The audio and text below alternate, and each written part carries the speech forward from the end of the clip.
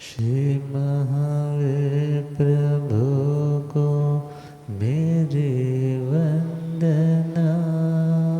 श्री महावीर प्रभु को मेरी वंदना वंदना वंदना वंदना वंदना वंदना वंदना। मुझको तारो प्रभु तारे जो चंदना। मुझको तारो प्रभु तारे जो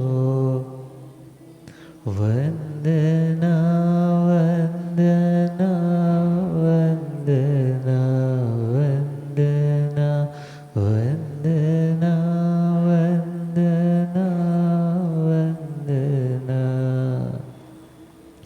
तेरे चरणों में दाता मेरा ध्यान हो। तेरे चरणों में दाता झूठी दुनिया से दिल मेरा अनजान हो। झूठी दुनिया से दिल मेरा चाहे सुख में रहो चाहे दुख में रहो। चाहे सुख में रहो चाहे समता टूटे नहीं है यही स्पंदना। समता टूटे नहीं है यही वंदना वंदना वंदना वंदना वंदना वंदना वंदना। मुझको दल दल से अब तो निकालो प्रभु। मुझको दल दल से अब तो मैं तो आया शरण में संभालो प्रभु। मैं तो आया शरण में कोई तुमसा नहीं इस जहां में कहे। कोई तुमसा नहीं इस जहां। तेरे चरणों में दाता है अभिवंदना। तेरे चरणों में दाता है अभिवंदना वंदना वंदना वंदना वंदना वंदना वंदना। अनंत अनंत शांति के निकेतन शासनपति श्रमण भगवान महावीर स्वामी के पावन चरणारविंदों में हार्दिक भावना वंदन नमन। मेरे अंधेरे जीवन को रोशनी प्रदान करने वाले परम उपकारी आगम ज्ञान के भंडार आगम ज्ञाता आगम पुरुष जिन शास्त्रतन हिमाचल केसरी उपाध्याय भगवंत श्रद्धेय गुरुदेव श्री जितेंद्र मुनि जी महाराज साहब के पावन चरण कमलों में हार्दिक भावना वंदन नमन। आदरणीय सेवाभावी श्री परशमिक मुनि जी पाठ पर विराजमान कोकिल कंठी महासाजी श्री चित्रा जी महासाजी श्री अरिहंतिका जी, धर्म सभा में उपस्थित धर्मानुरागियों, सुशीलवती माताओं एवं बहनों, असीम पुण्योदय से भाग्योदय से आप सबको संतों का समागम और वीतरागवाणी श्रवण करने का सुअवसर प्राप्त हो रहा है। श्रवण कर रहे हैं अंतिम आराधना संथारे के संबंध में कुछ जानकारी। परमात्मा भगवान महावीर स्वामी ने जिंदगी को निष्पाप बनाने के लिए अवेयरनेस के साथ बढ़ने का संदेश दिया, और जब जिंदगी का अंतिम पड़ाव दिखाई देने लगे तो ऐसे समय में परमात्मा आत्मा को हिदायत दे रहे हैं कि तुम महायात्रा पर निकले हुए महायात्री हो, और यात्रा के दौरान कई सहयात्री हो जाते हैं।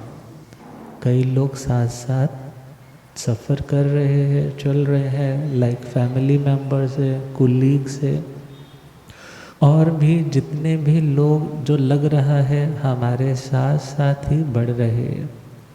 मगर भले कितने सहयात्री क्यों ना हो, मगर जब आयुष्य पूर्णता को प्राप्त होने लगता है तो उस आत्मा को इस कॉस्ट्यूम को छोड़ करके अपनी यात्रा को नई लोकेशन से जाकर के रीस्टार्ट करना होता है। उस रीस्टार्ट का नाम देखा जाए तो पुनर्जन्म है, दोबारा से रीइनकार्नेट करेगा। और इस जर्नी में जितना वो चल पाया, जितना संभल करके मंजिल की तरफ बढ़ पाया, वह उस व्यक्ति की कमाई है, वह उसकी साधना है।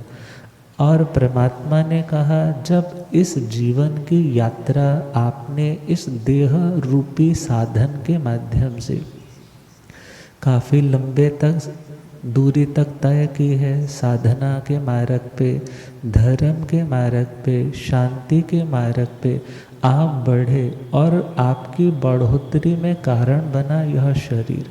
कौन बना? शरीर। शरीर अच्छा भला था तो तुमने तप भी किया, जप भी किया, दूसरों की सेवा भी की, खुद धर्म की शिक्षाओं को सुना, सीखा और दूसरों को समझाया, खुद को स्टेबल बनाया, दूसरों को अनस्टेबिलिटी से, उस दलदल से निकाल करके सन्मार्ग पे स्टेबिलिटी के जोन में उन्हें प्रवेश करवाया। जितने भी ये उत्तम कार्य है, ये आत्मा के कर्जे को कम करने वाले, मीन्स पाप कर्मा, नेगेटिव कर्मा को ख़त्म करने वाले, और साथ के साथ उसके पॉजिटिव कर्मा को भी बढ़ाने वाले, जो उसे अगला कॉस्ट्यूम अच्छा देगा, उसे यात्रा में सहयात्री अच्छे देगा, और उस व्यक्ति को धर्म करने के निमित्त मीन्स वैसा माहौल, वैसा वातावरण उसे पुनः मिल पाएगा कि वह उन साधनों का पुनः से सदुपयोग कर सके। तो अभी हम बात कर रहे हैं चरे पयाय परिसंकमाणे जंकिंची पासंग इह मन्नमाणे लाभंतरे जीवीय वूह इता पच्चा परिनाय मलावधंसी।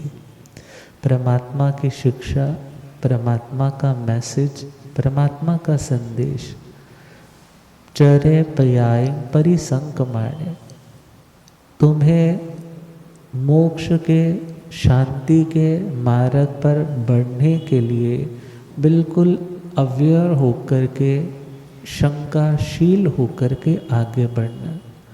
दूसरा पॉइंट, इतना ध्यान रखने के बावजूद भी यदि कोई गलती, कोई कमी, कोई दोष जिंदगी में रह जाए तो उसे जीवन रहते ही दूर करने का प्रयास करें।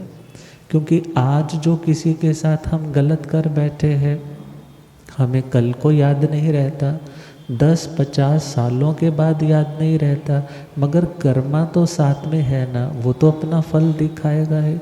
इसलिए परमात्मा कह रहे हैं जिंदगी में जब कुछ गलत हो जाए तो उसके लिए उसका सुधार शीघ्र अतिशीघ्र कर लेना चाहिए। और लाभंतरे जीविय वूह इत्ता, जब तक इस शरीर से तुम्हें लाभ मिल रहा है, तुम कुछ अच्छा, उत्तम, श्रेष्ठ, सुपीरियर क्वालिटी का कर्मा अटेम्प्ट कर पा रहे हो, तब तक तुम्हें इस देह का ध्यान रखना है। मगर जब लगे कि अब इस देह के माध्यम से कोई लाभ नहीं, बल्कि इसको बस अब ढोने का काम हो रहा है, ऐसे टाइम में परमात्मा ने संलेखना, संधारे का विधान दिया।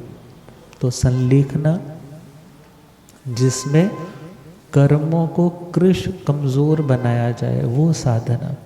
कर्मों को, अब जो लोग मनाली साइड जाते हैं या जो लोग कनाडा साइड रहते हैं जहाँ पर अक्सर बर्फ़ गिरती रहती है, अब बर्फ़ की चादर क्या लेयर के लेयर बिछ जाते हैं। अब ऐसी सिचुएशन में गाड़ियाँ आती है या खुद वो क्या करते हैं, उनको उस बर्फ़ को हटाते हैं। अब उस बर्फ़ को पहले, जैसे आपने कभी ट्रैक्टर देखे होंगे ना, ट्रैक्टर के पीछे कुछ ऐसे ऐसे वाले लगे होते हैं। अब उनके ऊपर से उनको सपोज़ गुजारा गया तो पहला काम था कि उस लेयर को क्या किया जाए, कमज़ोर। पहला काम है उसे कमज़ोर किया जाए, उसकी पकड़ को ढीला बनाया जाए, उसमें डिवीज़न डाल करके उनकी यूनिटी को तोड़ा जाए। पहला काम तो यही है ना, उनकी यूनिटी को तोड़ा जाए। फिर उसके बाद उसको उठाना, उसको हटाना और आसान हो जाएगा। तो संलेखना में भी वही कि जो कर्मों की चादर आत्मा पर बिछी है, बिछी क्या, बिछाई है। आत्मा ने मन, वाणी, शरीर के द्वारा जो जो गलत कर्मा अटेम्प्ट किए हैं, वो सारे के सारे कहाँ है, आत्मा के ऊपर ही है। अब आत्मा शांत क्यों नहीं है, बिकॉज वो कर्मा की लेयर उस आत्मा की स्मूथनेस को टूवर्ड्स मोक्ष, लिबरेशन, उसकी गाड़ी को चलने नहीं दे रही। अब उसे बर्फ़ को हटाना है, क्या करना है, हटाना है। तो उसे पहले किसान की भांति, जैसे वो हल चला करके उस मिट्टी को, उस लेयर को कमज़ोर बनाता है, फिर उसको, भले उसका काम वहाँ पर बोना है, मगर उपमा यहाँ पर हम एक देशीय किसी एक पॉइंट को लेकर के यहाँ सिमिलैरिटी दे रहे हैं कि जैसे वो उस भूमि को नरम बनाता है। या और सिंपल हम समझे, सपोज़ करो आपके पास एक बहुत बड़ा हॉल है, आपके पास बहुत बड़ा हॉल है, और वो सारे का सारा हॉल का जो सरफेस है, जितना भी नीचे की भूमि है, वो सारी की सारी आपकी हीरे, पन्ने, माणिक के महंगे से महंगे ज्वेल्स से एम्बेडेड है, उससे एनग्रेव्ड है। मगर उसके ऊपर मिट्टी मिट्टी मिट्टी की परतें, कभी ऑयल की परतें, कभी पानी की परतें इकट्ठे होते होते उसके ऊपर बहुत बड़ी वाली मोटी लेयर जम चुकी। अब इतनी मोटी लेयर को देख करके ऐसा लगता है कि इसके नीचे कुछ भी नहीं है। मगर परमात्मा कहते हैं कि तुम तो बहुत रिच हो, तुम तो बहुत अमीर हो, मगर विश्वास नहीं ना आता कि वहाँ तो क्या दिखाई दे रहा है, मिट्टी ही मिट्टी दिखाई दे रही है। मगर उन कर्मों की मिट्टी को बिछाया भी हमने है, मगर उसको उखाड़ना भी किसको है, खुद ही है। जैसे वो किसान अपने हल के द्वारा उस भूमि को क्या करता है, उसका कर्षण करता है, इसी प्रकार अपनी साधना विशेष के द्वारा मन की, वाणी की, शरीर की प्रैक्टिसेस जो कुछ और ज़्यादा हाई लेवल की रहती, उनके द्वारा क्या किया जाएगा, उन लेयर्स को पहले तो जो बहुत सघन, बहुत कठोर हो चुकी है, पहले उनको सॉफ्ट बनाया जाएगा। अब सॉफ्ट बनाने का नाम क्या है, संलेखना। उसका नाम क्या है, संलेखना। अब संलेखना के बाद आता है संधारा। संलेखना के बाद इस समय भी हमारे उत्तर भारत के सबसे वरिष्ठ महामुनिराज श्रद्धेय सेठ श्री प्रकाश चंद जी महाराज, जिनकी अभी क्या चल रही है। मगर जो शास्त्र का विधान है वो भले बहुत उत्तम संघनन वालों के लिए कुछ नियम कायदे हैं, मगर एट प्रेजेंट में आज की सिचुएशन में भी साधना में आगे बढ़ना और निर्मलता के साथ बढ़ना, ये बहुत उत्कृष्ट और बहुत ही विशिष्ट बात है। और महासाध्वी श्री प्रिय दर्शना जी महाराज साहब अहमदाबाद में, जिनका लगभग 40 दिन हो रहे हैं, उनका लगातार संधारा चल रहा है। अब जो इन उत्कृष्ट साधनाओं को समता, शांति और बिना किसी लौकिक कांक्षा के कर रहे हैं, वो अपने कर्मों के लेयर्स को बहुत जल्दी से क्या कर रहे हैं, बहुत जल्दी से उखाड़ रहे।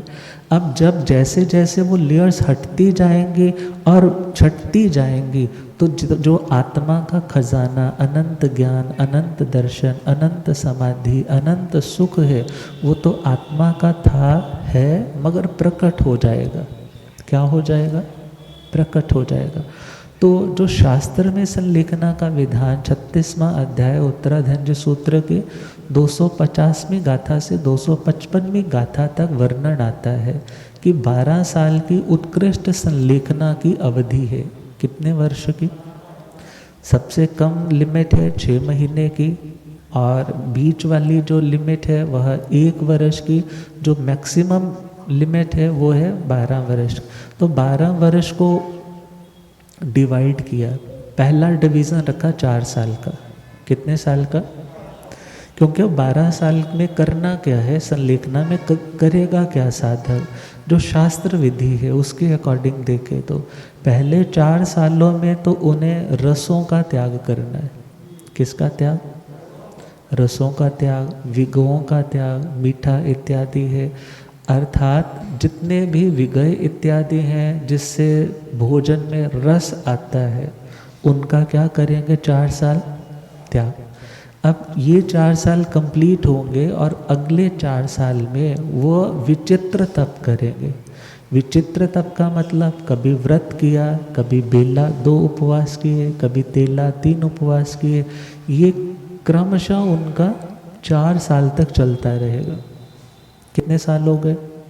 8 साल। अब 9वां और 10वां साल, 9th और 10th ईयर में क्या करेंगे? व्रत पारणा। क्या करेंगे? एकांतर मीन्स एक का अंतर जिसमें आए, अंतर का मतलब डिफरेंस आए। एक करने के बाद डिफरेंस आया, फिर एक उपवास किया। इस प्रकार कॉन्टिन्यूसली वो 2 साल करेंगे। और पारने वाले दिन आचमल मतलब आईमिल करेंगे। पारने वाले दिन क्या करेंगे? गिरियों वाला पानी नहीं पिएंगे सुबह सुबह, हाँ, गोंद राग भी नहीं लेंगे, कोई दाल का हलवा भी नहीं लेंगे। क्या लेंगे? आईमिल।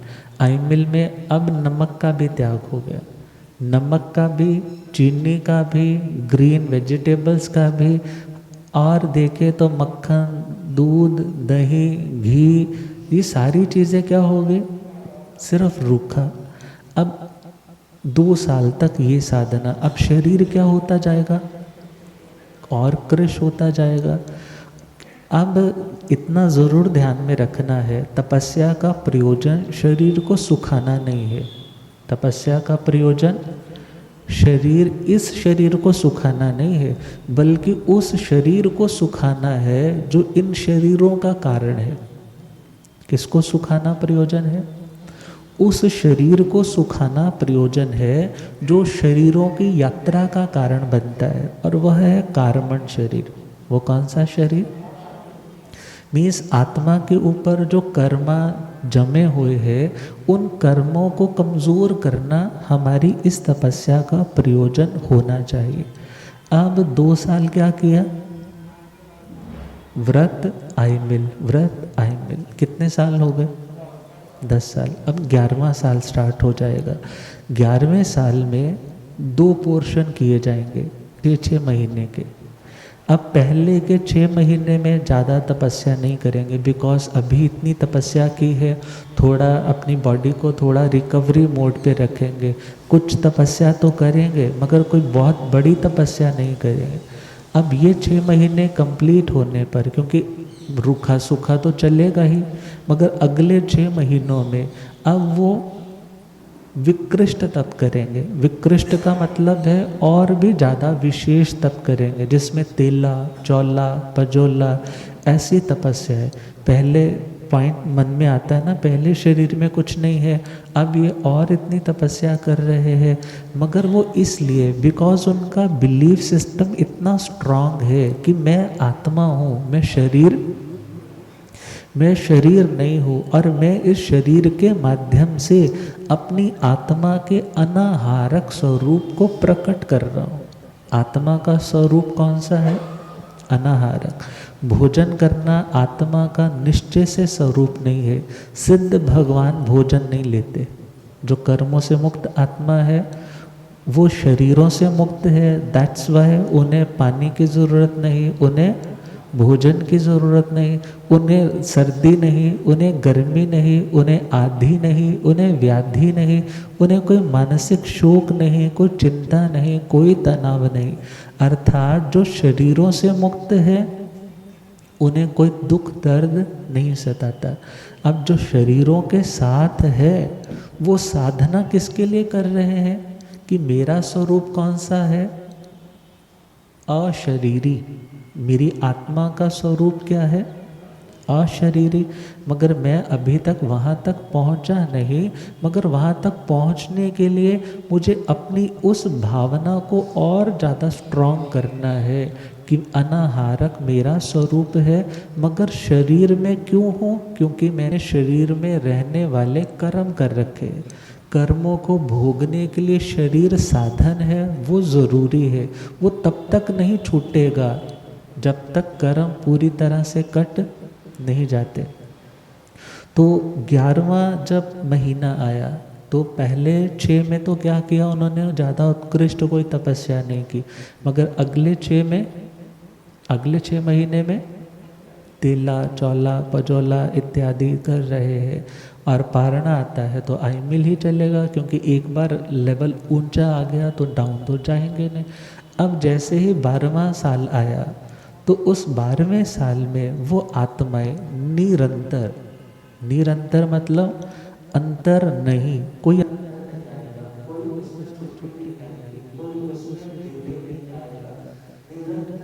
कोटि सहित का यहाँ मतलब है निरंतर आईमिल तपस्या करेंगे।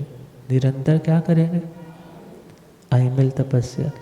और आईमिल तपस्या करते करते अपने कर्मों को और कृश और कमज़ोर बनाते बनाते, जैसे ही महीना भर शेष रह जाएगा या 15 दिन का, जैसी उनकी अपनी भावना होगी उस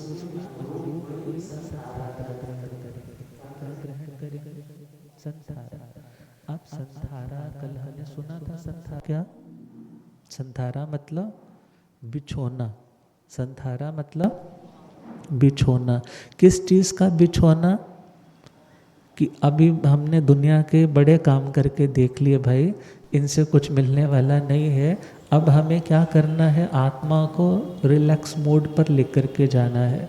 अब मोक्ष की यात्रा पर पहुंचने के लिए कुछ करना नहीं है, अब बल्कि क्या करना है? विश्राम करना है। कहाँ से विश्राम करना है? दुनिया के समस्त व्यापारों से रुक जाना है, विश्राम में चले जाना है। अब ये विश्राम इतना इजी थोड़ा ही है। अब इस साधना में जब संथारा प्रारंभ किया तो संथारे की 3 डिविजन्स बताई: भक्त पच्चखान, इंगिनी मरण और पादपोपगमन। कितने? भक्त पच्चखान, इंगिनी मरण और पादपोपगमन। अब पहला पॉइंट है संथारा किया क्यों जाता है? संथारा किया क्यों जाता है? सीधा सा उत्तर है कि वो आत्माएं इस फेथ के साथ आगे बढ़ रही है कि मैं शरीर नहीं हूँ, मैं आत्मा हूँ, और मैं इस बात को और अच्छे से रियलाइज़ करना चाहता हूँ। मैं इस बात को और अच्छे से जीना चाहता हूँ कि मैं शरीर नहीं, मैं आत्मा हूँ। और जब शरीरों की यात्रा से मुक्त होना है तो शरीर और शरीर से जुड़े हुए जितने भी रिलेशन है, संबंध है, उन सभी से खुद को डिस्कनेक्ट करना है, उन सभी से खुद का संबंध तोड़ना है। अब संथारा कायर व्यक्ति नहीं कर सकता। कैसा व्यक्ति? कायर व्यक्ति नहीं कर सकता। आत्महत्या कायर व्यक्ति करता है। आत्महत्या कौन करता है? कायर व्यक्ति।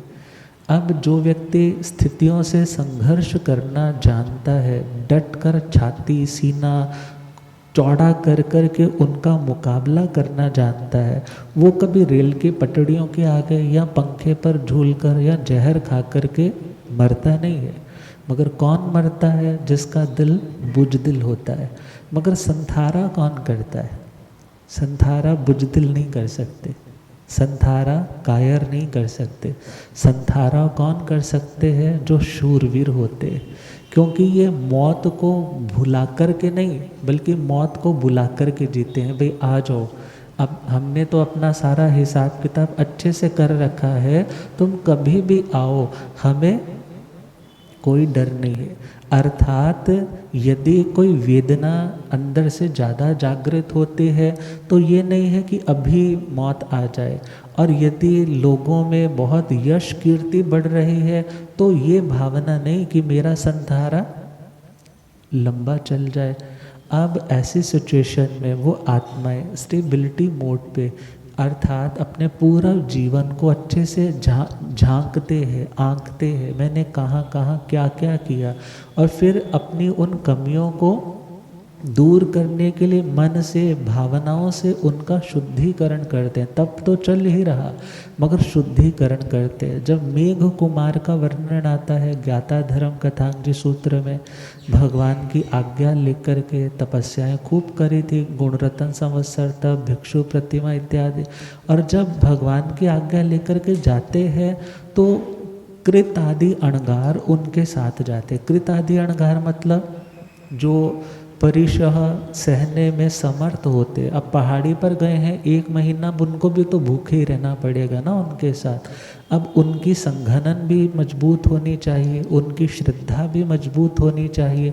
बाहर से किसी देवी का, देवता का कोई उपसर्ग आ जाए, किसी शेर आदि हिंसक प्राणी का उपसर्ग, कोई ऐसा कष्ट उपस्थित हो जाए, तो ऐसी सिचुएशन में जो हैंडल कर सके और जो संथारा लेकर के बैठा है उसकी भावना उत्तरोत्तर, उत्तरोत्तर का मतलब स्टेप बाय स्टेप और ज़्यादा आगे बढ़ सके, उनकी भावना में समता, स्टेबिलिटी की और वृद्धि हो सके, इस बात का ध्यान रखते हुए जो संत जाते हैं वो उनकी सेवा का ध्यान रखेंगे, उनको शास्त्र की बातें सुनानी है, उन्हें आत्मा में स्थिर बनाए रखने में सहयोग देना, वैसा एम्बियंस क्रिएट करके रखना कि उनको ये संथारा ये ना लगे कि मैंने क्यों ले लिया, बल्कि उनको मोटिवेट करते रहने के लिए और उनकी सेवा करके खुद को मोटिवेट करने के लिए वो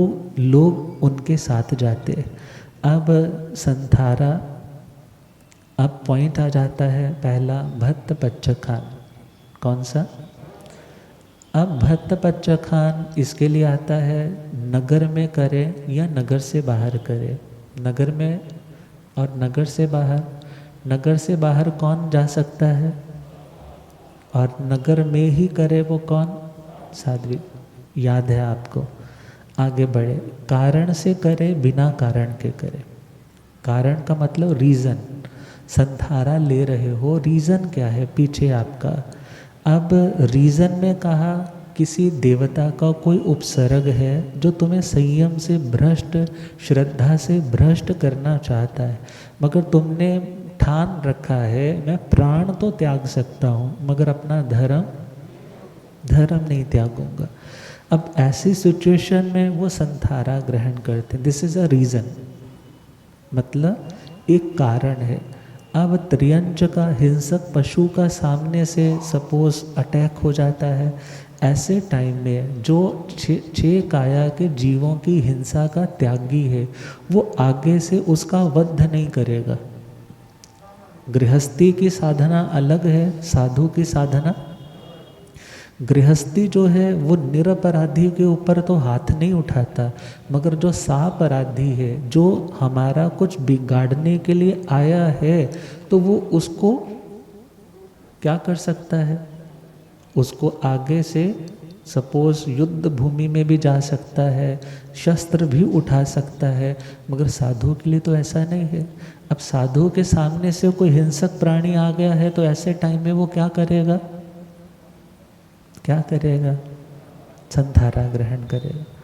अब और आगे देखें, जब हम राजा परदेसी की स्टोरी सुनते हैं, किस किस ने सुन रखी है राजा परदेसी की?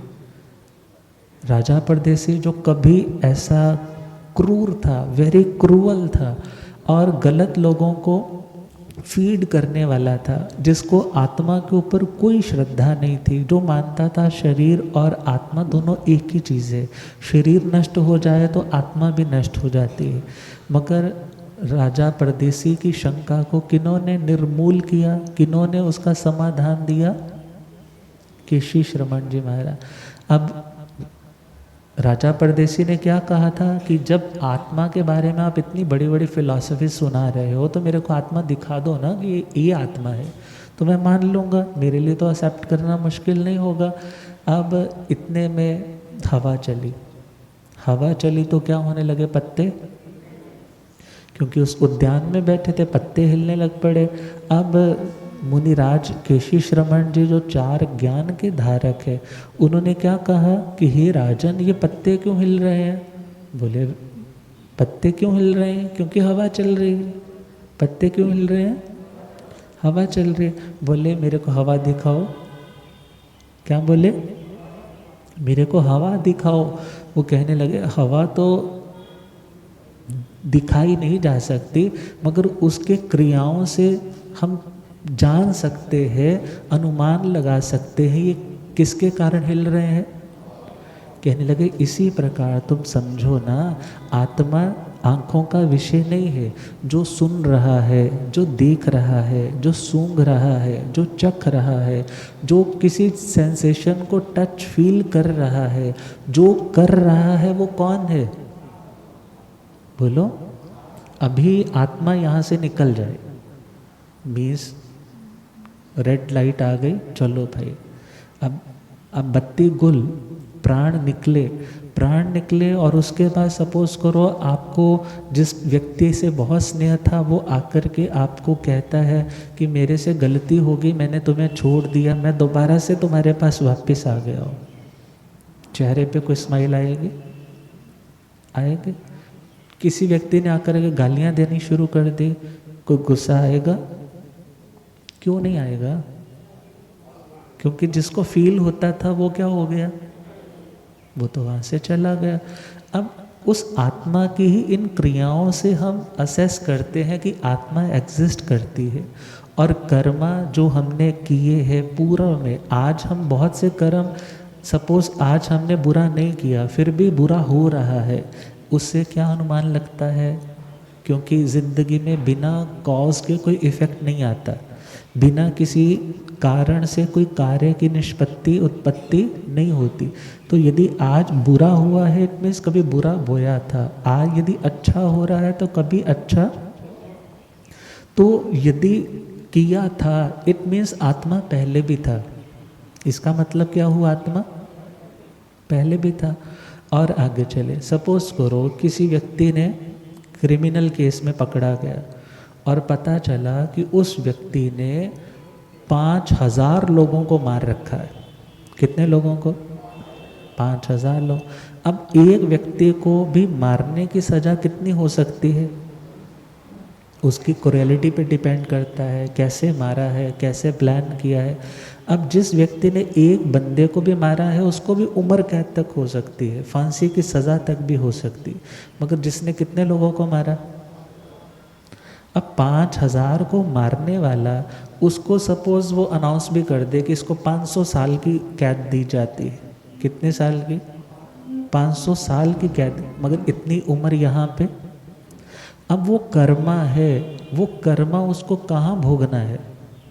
जहाँ पे टाइम ड्यूरेशन लंबा हो, जहाँ पर दुख भी ज़्यादा हो, तो वहाँ पर लॉजिकली भी देखें नरक को मानना पड़ेगा। किसको मानना पड़ेगा? और सपोज किसी व्यक्ति ने बड़े अच्छे अच्छे काम किए, बड़ी हेल्प करता है, कभी ऑपरेशंस करवा रहा है, कभी किसी व्यक्ति का कोई भला काम कर रहा है, कभी तपस्या कर रहा है, कोई कुछ ऊंचा नीचा बोल जाता है तो भी बड़े प्यार से सह लेता है। अब दुनिया के लोग भी कहते हैं इसने बहुत काम किया। सपोज करो उसने पीस के लिए काम किया, दुनिया में शांति बने, तो उसको ज़्यादा से ज़्यादा नोबेल लॉरिएट बना दिया जाएगा, उसको नोबेल पुरस्कार और करोड़ों रुपए उसको दे दिए जाएंगे।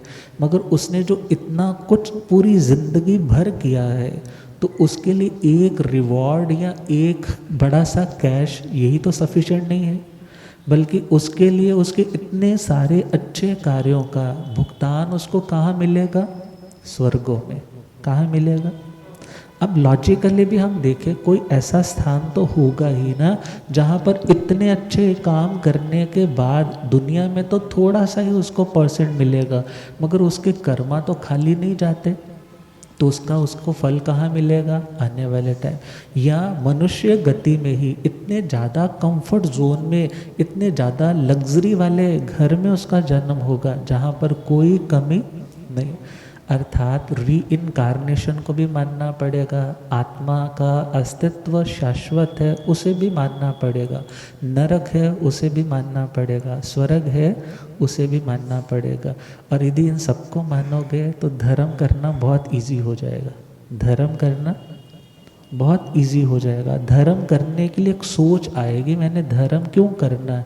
यदि मैंने इम्प्योरिटीज़ को इकट्ठा किया है तो मुझे इसको वॉश करना है। अब वॉशिंग एरिया ही धर्म है। वॉशिंग एरिया का नाम क्या है? धर्म। अब धर्म के बारे में हम सुन रहे हैं, भक्त पच्चखान लास्ट टाइम में भी वो धर्म कर रहा है, जीते जी भी धर्म किया, और मृत्यु पास है तो भी क्या कर रहा है?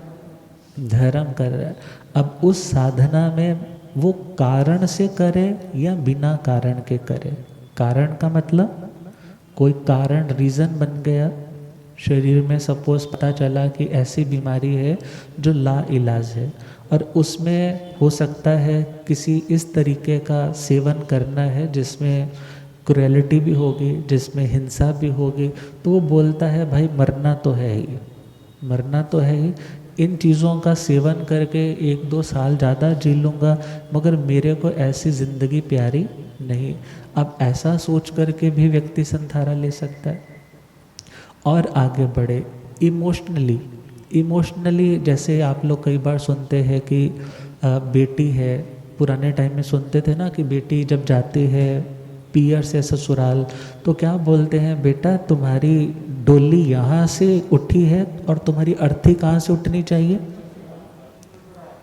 अब साधु की ज़िंदगी में साधक आ गया है और वो क्या सोचता है कि मेरे से अब पूरी तरह से नहीं पल रहा। अब ऐसे सिचुएशन में उसको क्विट करने से ज़्यादा अच्छा है कि वो उत्तम भावों से संथारा ग्रहण करके कर्म काटे, अपने आगे के भविष्य के लिए साधना करे। ये एक इमोशनली, भले अभी उम्र ज़्यादा नहीं हुई है, मगर अपनी साधना को, अपनी आत्मा की प्योरिटी और स्टेबिलिटी को फॉर द फ्यूचर बनाए रखने के लिए भी संथारे के विधान आते हैं। और यहाँ पर कारण से करे, बिना कारण के करे। बिना कारण के मतलब कोई ऐसा बाहर से तो कारण नहीं दिख रहा, मगर अब उम्र तो हो रही है ना, अब उसे लगता है कि अब मेरे को क्या ले लेना चाहिए? संथारा ले लेना चाहिए।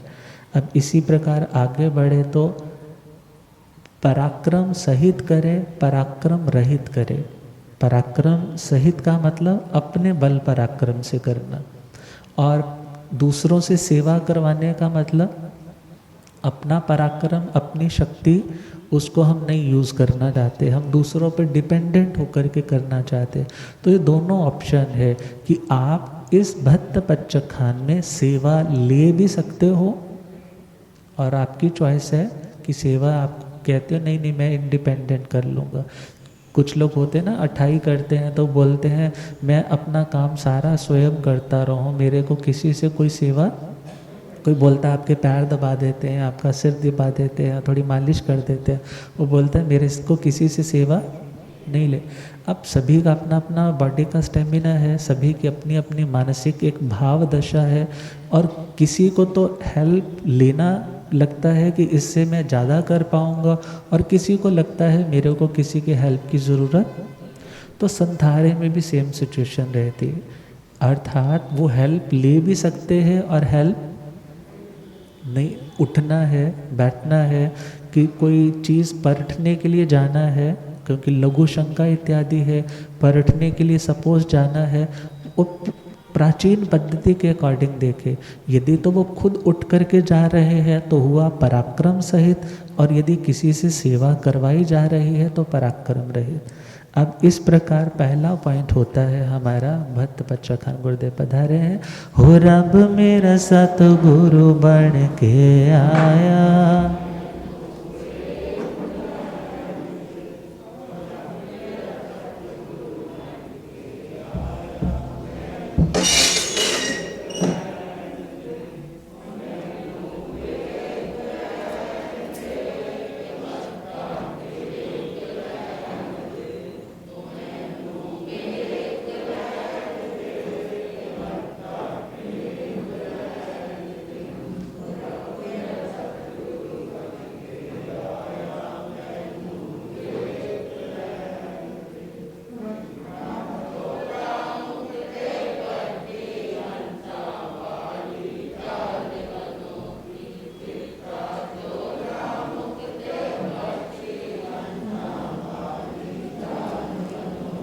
हुए थे चुकदा है संसार मैनो,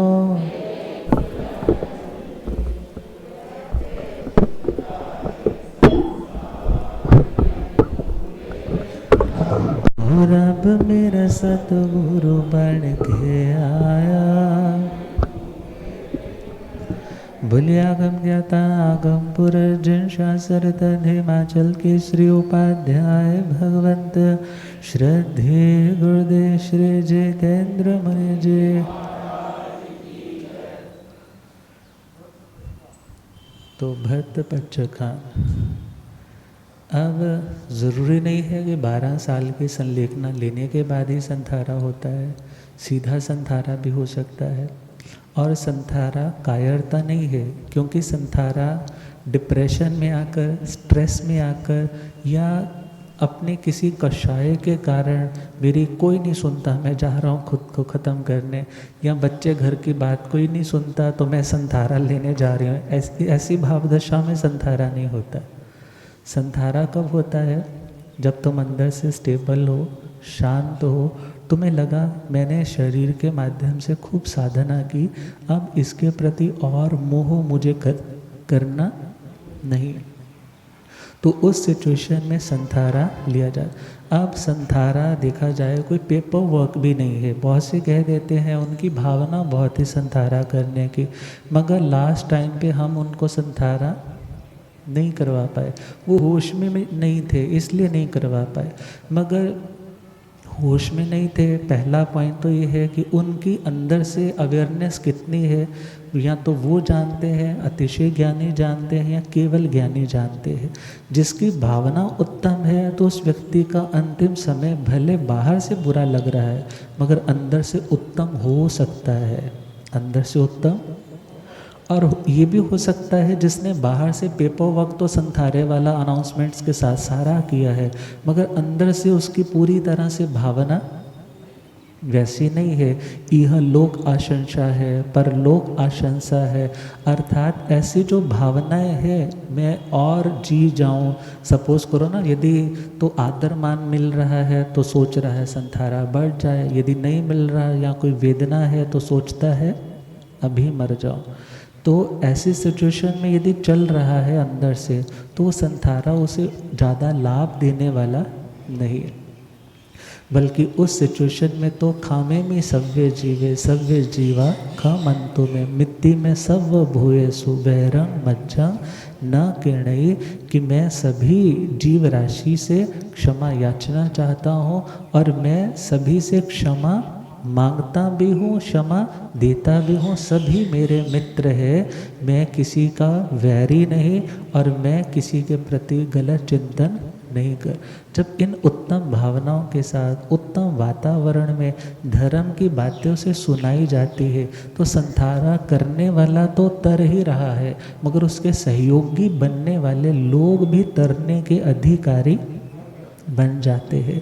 और उस सिचुएशन में वो गुनगुनाते हैं, अरिहंत जय जय सिद्ध प्रभु जय जय, अरिहंत जय जय सिद्ध,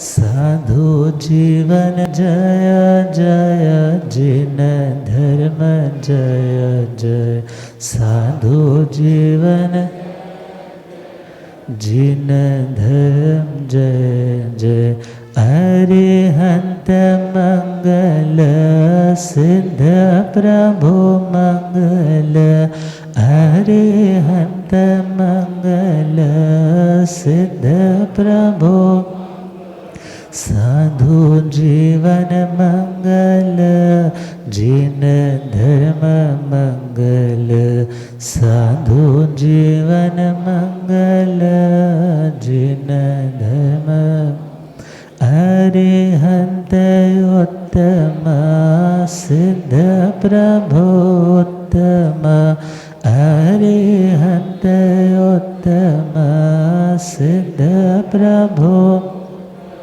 साधु जीवन उत्तम, साधु जीवन उत्तम,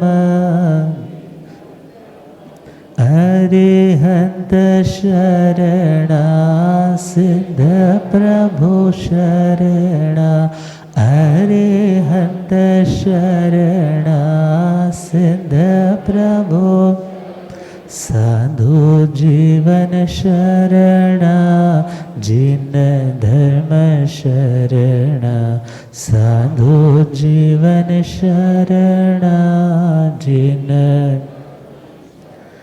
चार शरण दुख हरण जगत में, चार शरण दुख हरण जगत में, और न शरणा कोई होगा, और न शरणा कोई,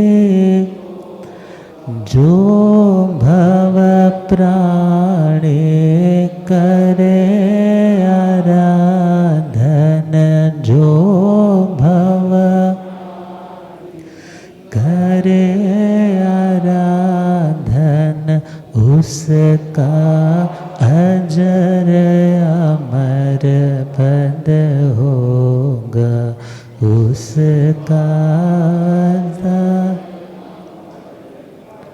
उसका सदा ही मंगल होगा।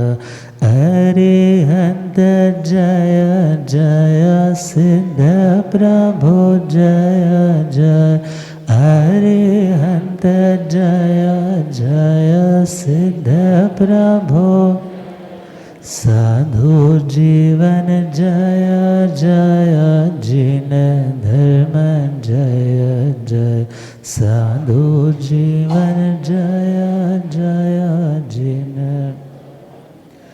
और आज के टाइम में भक्त पच्च खान तो हो सकता है, मगर अगले दो वाले इतने पॉसिबल नहीं। तब वो कौन से है, कब कैसे किए जाते हैं, उस टाइम क्या क्या सावधानियां रहती है, तो उसके ऊपर कल चर्चा करेंगे। अब गुरुदेव कृपा फरमाए। ओम शांति।